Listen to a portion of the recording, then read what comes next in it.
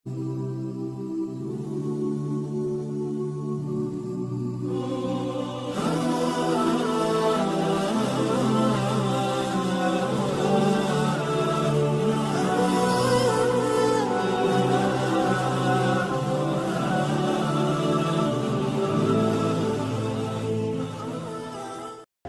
آخری بات میں ایک عرض کر دوں، سیدنا عمر فاروق رضی اللہ تعالیٰ عنہ کی ایک وصیت مجھے یاد آتی، دنیا میں ہم جو کچھ بھی کر لیں یہ یہیں رہ جائے جتنا بھی ہو۔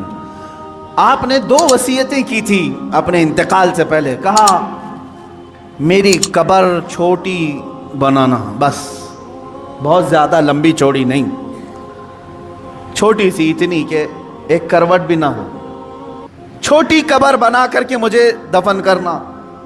دوسری وصیت، مجھے سادہ سا کفن کپڑا دینا، عام لباس میں مجھے دفن کر دینا، کفن دینا۔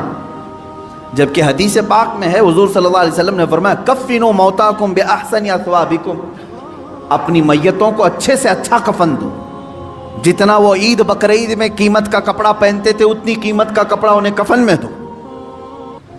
یہ مسئلہ ہے۔ عمر فاروق رضی اللہ تعالیٰ عنہ کی وصیت، یہ ان کا تقویٰ ہے۔ فرمایا چھوٹی قبر میں مجھے دفن کر دو، سادے کفن میں مجھے ملبوس کر کے دفن کر دو۔ پوچھا گیا لوگوں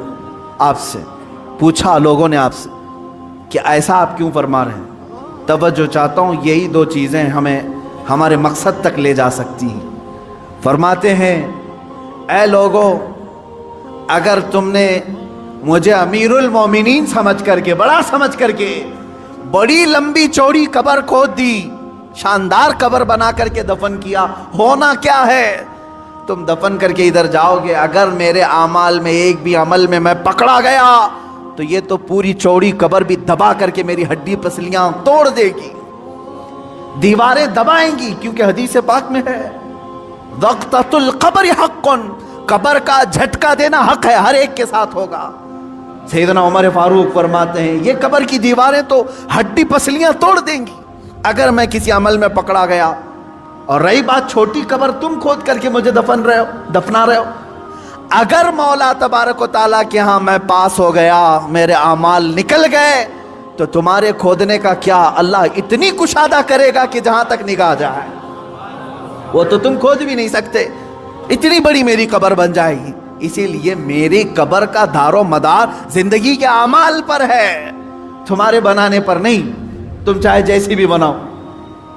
اور دوسری بات کفن کی، چلو تم نے بہت مہنگا کفن مجھے پہنا دیا، حضرت عمر فرماتے ہیں اگر میں پکڑا گیا، میرا عمل کوئی اللہ کی بارگاہ میں گرفت میں آیا، تو تم نے چاہے جتنا بھی مہنگا کفن دیا ہو یہ سب کھینچ لیا جائے گا، سب سڑا دیا جائے گا، ختم کر دیا جائے گا۔ اور اگر تم نے ہلکا کفن بھی دے دیا مجھے، سستا کفن بھی دیا، لیکن مولا کو میرے اعمال پسند آ گئے تو وہ تو مجھے جنتی لباس پہنائے گا۔ سارا دار و مدار میرے اعمال پر ہے۔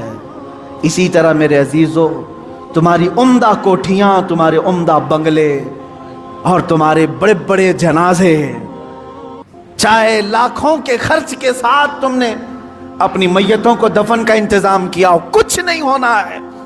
تمہاری زندگی کا سارا دار و مدار یہی چند دن ہے جو تم اللہ کو منانے میں لگا دو گے۔ اٹھاؤ اپنی تسبیحاں، اٹھاؤ اپنی تسبیحات اور اللہ رب العزت کے نغمے گاؤ، اس کی حمد بیان کرو جتنا وقت تمہیں ملے، اور اٹھاؤ تسبیحات، بارگاہ مصطفیٰ میں درود کی کثرت کرو۔ تمہاری زبان اس لیے نہیں دی گئی ہے کہ لوگوں کو طعن و تشنیع کرو، ان کو گالیاں دو، تمہاری زبان اس لیے ہے کہ مختصر وقت میں اللہ کی جنت خرید لو۔ کیونکہ میرے آقا صلی اللہ علیہ وسلم نے یہ زبان یوں دو انگلیوں میں پکڑ کر کے کہا تھا صحابہ سے، اے صحابہ سنو، یہ جو ٹکڑا ہے گوشت کا، یہ انسان کو دوزخ میں بھی لے جاتا ہے، جنت میں بھی لے جاتا ہے۔ یہ گوشت کا ٹکڑا، تم خود اپنے طرف سے ایسی بربادیاں نہ کرو۔ اسی لیے میں آیت کی طرف پھر سے آ رہا ہوں۔ اللہ نے فرمایا افحسبتم انما خلقناکم عبثا، کیا تم یہ گمان کر کے بیٹھے ہو، یہ سوچ کر بیٹھے ہو ہم نے تمہیں بیکار میں پیدا کیا؟ وانکم الینا لا ترجعون، کیا تم یہ سوچ کر بیٹھے ہو کہ ہماری طرف تم نہیں لوٹائے جاؤ گے؟ لوٹائے جاؤ. ابھی ابھی میں جنازے سے فارغ ہو کر آیا, ابھی شاید روز ایک جنازہ دیکھتے ہوں گے آپ, کس طرح سے لائے جاتے ہیں. تمہیں اندازہ ہے ہماری بھی موت آئے گی, اس دن ہمارے پہنے ہوئے لباس اتارے جاتے ہیں, اور ایک ہی لباس ہے, وہ ایک ہی یونیفارم ہے اس جگہ پہنچنے کا, ان سفید لباس میں باندھ کر کے لاتے ہیں. تم اگر آج اللہ کی بارگاہ میں نہیں آنا چاہتے, ایک دن ایسا آئے گا سب لوگ پکڑ کے لائیں گے, امام کے سامنے رکھ دیں گے. یہ آتا نہیں تھا, اب لایا گیا ہے. ناک میں روئی ٹھونس کر کے, کانوں میں کپاس رکھ کر کے, انگلیوں کو باندھ کر کے, پیٹ کو باندھ کر کے, پوری طرح سے جکڑ کر کے لا رہے ہیں. یہاں میں عزت سے بھی کہوں گا, بعض وہ ہیں جو جنت کی طرف جا رہے ہیں, عزت سے ہی جا رہے ہیں, لیکن لائے جائیں گے, ہر کوئی لائے جائے گا. وَأَنَّكُمْ إِلَيْنَا لَا تُرْجَعُونَ, تم یہ گمان کرنا ہی مت کہ تم نہیں لوٹائے جاؤ گے, ہر ایک کو لوٹنا ہے. اسی لیے تو تمہیں حدیث میں یہ بتایا گیا تھا, جب کبھی موت کی خبر سنو تو فوراً کہو اِنَّا لِلَّهِ وَإِنَّا إِلَيْهِ رَاجِعُونَ. اس کا مطلب کیا ہے؟ ہم اللہ کے ہیں, ہم کو اللہ ہی کی طرف لوٹنا ہے. تمہیں ہر موت پر یہ سکھایا جا رہا ہے کہ تم لوٹنے والے ہو, تم لوٹنے والے ہو, تم جانے والے ہو, تم جانے والے ہو. عزیزان گرامی وقار, جانے والا اتنے آرام سے اور سستی اور کاہلی میں زندگی نہیں گزارتا. کل مجھے سفر پر جانا ہے, آج ہی میں نے سوٹکیس تیار کرنا شروع کر دیا.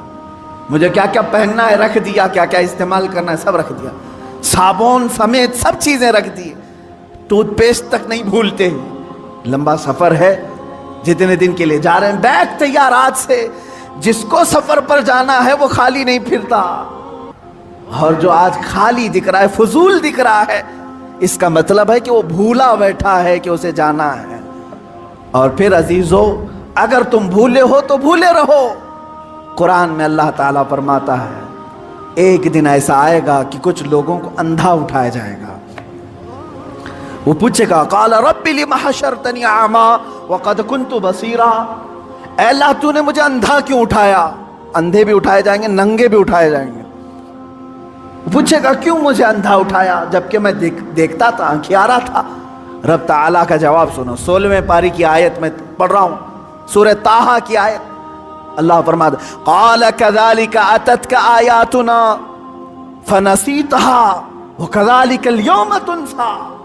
اے بندے, تجھے یاد ہے اسی طرح میری آیتیں تیرے تک آتی تھی دنیا میں, تو نگلیکٹ کر دیتا تھا, تو بھلا دیتا تھا. تجھے بلایا جاتا تھا, تو پیٹ پھیر کر چلا جاتا تھا. رب تعالیٰ فرماتا ہے کذالک الیوم تنسیٰ, اسی طرح آج تجھے بھلا دیا گیا, آج تجھے بھلا دیا گیا, تیری طرف دیکھا بھی نہیں جائے گا. قیامت کے دن کچھ بندے ایسے ہوں گے جو ربی ربی ربی کہہ کر 100 سال تک پکاریں گے, 100 سال تک اسے رحمان رحمان کہہ کر 100 سال پکاریں گے. فرشتے کہیں گے مولا تیرے بندے تجھے پکار رہے ہیں. رب تعالیٰ کیا فرماتا ہے؟ فرماتا ہے ان سے کہہ دو لا یکلمہم اللہ یوم القیامہ, اللہ ان سے آج بات بھی نہیں کرنا چاہتا. لا ینظر الیہم, قرآن کہتا ہے ان کی طرف اللہ دیکھنا بھی نہیں چاہتا, کیونکہ دنیا میں تم اسے دیکھنا نہیں چاہتے تھے, دنیا میں تم اسے منانا نہیں چاہتے تھے, تم اس کی طرف آنا نہیں چاہتے تھے.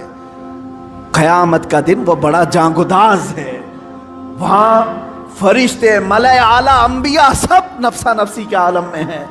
اگر رحمان یہ کہہ دے تمہارے لیے میں تیری طرف دیکھنا نہیں چاہتا, میں تجھ سے بات نہیں کرنا چاہتا, پھر تم 100 سال پکارو گے, 100 سال تک پکارتے رہو. اس لیے بہتر یہ ہے کہ آج وہ مولا فرما رہا ہے ادعونی استجب لکم. آج تم نے ایک بار اگر مجھے یہاں پکارا میں 70 بار جواب دوں گا. 70 بار وہ تجھے پوچھے گا ہے بندے بتا تیری حاجت کیا ہے, بندے بتا تیری طلب کیا ہے. یہاں تم پکارنا چھوڑ دو گے تو وہاں تم پکارتے رہو گے اور جواب کوئی نہیں آئے گا. اللہ رب العزت ہر ایک کو اپنا مقصد زندگی سمجھنے کی توفیق عطا کرے.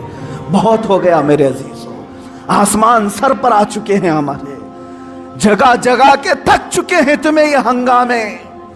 शायर ने कहा था, जगह जगह के थक चुके हैं तुम्हें ये हंगामे, मुसाफिरो मुसाफिर नशाते लज्जते ख्वाबे गिरां बदल डालो, गलत रवि से मनाजिल का बोझ बढ़ता है, टेढ़ा मेढ़ा चलोगे तो सफर लंबा हो जाएगा, गलत रवि से मनाजिल का बोझ बढ़ता है, मुसाफिरो रविशे कारवां बदल डालो। आज बदल दो, जिंदगी चलने के तरीके वो नहीं है जो मेरा जवान चल रहा है आज, तुम्हारे चलने के वो अंदाज नहीं। हाली ने बड़े शायर, उन्होंने बारगाह रसूल में यूं इल्तिजा की थी, ऐ खासान रसूल वक्त दुआ है, उम्मत पे तेरे वक्त अजब आके पड़ा है, उम्मत पे तेरे आज अजब वक्त आके पड़ा है रसूल पाक आज हमारी मदद कर ले। क्यों? इसलिए कि वो निकले थे जो अरब से बड़ी शान से, वो मोमिनीन निकले थे बड़ी शान से, आज वो इस्लाम अपने ही देश में गरीब और गुरबा है, यहां करोड़ों की तादाद में होकर हम गरीब हैं, अजनबी हैं, मारे जाते हैं, तोड़े जाते हैं, फूके जाते हैं, जलाए जाते हैं। उसकी वजह यह है कि हमने अपने रिश्तों को छोड़ दिया और अपना मकसद जिंदगी छोड़ दिया। वो सहाबा की जमात तो देखे, निहत्ते थे, निकलते थे, और शादी के लिए निकला हुआ जवान आज शादी है, हुजूर ने तय की शादी, रास्ते में सामान खरीदने गया है, हजरत अब्दुल्ला अस्वद रदी अल्लाह ताला, काले हबशी थे, गरीब थे, माल साहबा ने दिया था, जा तेरी शादी है, सामान खरीद करके लिया। बाजार में गए, अचानक काफिरों के हमले की खबर आई कि मदीने पर हमला होने वाला है, ऐलान हो गया, अल्लाह की रजा के लिए अल्लाह के रसूल ने बुलाया जिहाद में। शादी का सामान छोड़ करके वो तलवारें खरीदने में लग गए, घोड़ा खरीदा, ज़ीरा खरीदा। साहबा कहते हैं ये सारे सामान जो शादी के खरीदने के थे, सब अपनी शहादत के सामान खरीद करके आया, और घोड़े पर बैठा। लोग कहते हम पहचान नहीं पा रहे थे, इसलिए कि हमेशा ये पैदल चलने वाला आज निहायती शान के साथ घोड़े पर सवार है। लोगों ने पूछा, जरा अपना चेहरा हटा करके दिखाओ, ज़ीरा लोहे की तांतों वाली जो टोपी होती थी पहन कर क्या है? वो हंसते हुए कहा, पहली मर्तबा मुझे दूल्हा बनने का शरफ मिला है, मैं मैदान जिहाद में जा रहा हूँ। और दूसरा दिन था कि जिहाद के मैदान में लड़ते लड़ते ये अब्दुल्ला अस्वद शहीद भी हो गए। उनकी जिंदगी थी, उनकी जिंदगी थी, उन्होंने अपनी कुल जिंदगी दुनिया बनाने में मसरूफ नहीं रखी, अपने मौला को राजी करने का अगर एक लम्हा भी आ गया, सब छोड़ा और अल्लाह को राजी करने पर आ गए। ये जिंदगी का मकसद है मेरे अजीज। आज अगर तुम्हारी दुकान तुम्हें रोकती है, तुम्हारी बाजार तुम्हें रोकती है, तो इससे ज्यादा गई गुजरी जिंदगी और कुछ नहीं। अल्लाह से अगर तुम्हें ये दुकानें रोकती हैं, तो इन दुकानों का क्या ये जहन्नम में ले जाएंगी। हाँ, अगर तुम दुकान में बैठे मौला की तरफ बुलावा आ गया, छोड़ दिया और आ गया, तो ये कहते ही अब्दुल्ला है, अल्लाह का बंदा है। वरना मैं कहूंगा अब्दुल माल है, अब्दुल माल माल का बंदा, और अब्दुल्ला अल्लाह का बंदा। तुम फैसला कर लो, अब्दुल माल बनना है कि अब्दुल्लाह बनना है। व आखिर दावाना अनिल हम्दुलिल्लाहि रब्बिल आलमीन।